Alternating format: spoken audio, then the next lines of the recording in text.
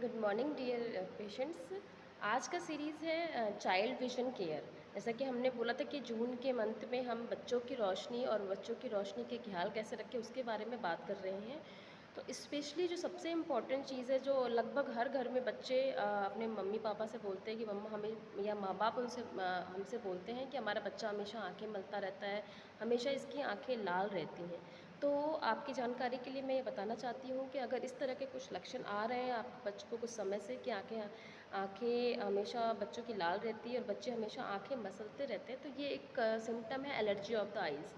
अब ये एलर्जी क्या है? एलर्जी अलग अलग तरह की आपने सुनी होगी। किसी को स्किन की एलर्जी होती है, किसी को छींकें बार बार आती है, वो भी एक एलर्जी होती है, किसी को बार बार अगर आंखें लाल और खुजली बनी रह रही है। ख़ास तौर से ये समस्या बच्चों में ज़्यादा कॉमन है, क्योंकि जिनकी इम्यूनिटी समय से अगर कम रहती है तो वो इसके शिकार हो जाते हैं।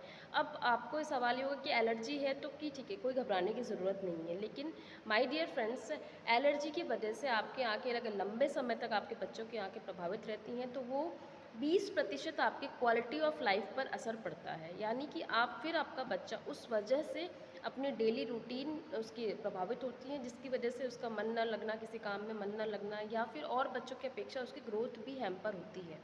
तो अब इसका इलाज क्या है, या हम इसको कैसे रोक सकते हैं? तो सबसे पहले माय डियर फ्रेंड्स, एलर्जी जो है मतलब हमारे शरीर के ही जीवाणु जो हमारे हैं, जो फ्रेंडली हैं, उनके हमारी प्रतिरोधक क्षमता कम होने की वजह से हो रही है। और आजकल ये समस्या लगभग आप स्टेटिस्टिक्स देखोगे तो पूरे इंडिया में ग्लोबली लगभग 20% या 10 मिलियन पीपल्स हमेशा ओपीडी में पाए जाते हैं, सिर्फ और सिर्फ एलर्जी के लिए।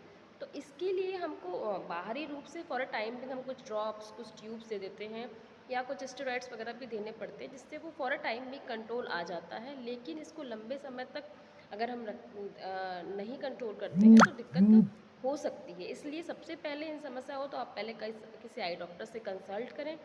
फिर विज़न प्रॉब्लम, कई बार सिर्फ विज़न आँखों की रोशनी कम होती है, उसकी वजह से भी बच्चा होता है। तो वो एक doctor, experience doctor he carry on कर सकता है कि समस्या क्या है।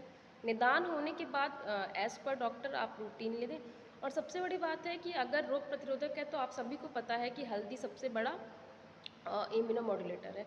तो इस केस में आप बच्चे को दूध में हल्दी डालकर, सभी को पता है गोल्डन मिल्क, कोरोना में सबको इसके बारे में जानकारी हो गई, तो गोल्डन मिल्क देना शुरू करें। और एक बार बच्चे के स्टेटस डॉक्टर से कंसल्ट कर लेंगे तो बाकी चीज़ें आप अकॉर्डिंगली भी कैरी ऑन फॉरवर्ड कर सकते हैं। बस थोड़ा सा आपको ध्यान और संयम की ज़रूरत है।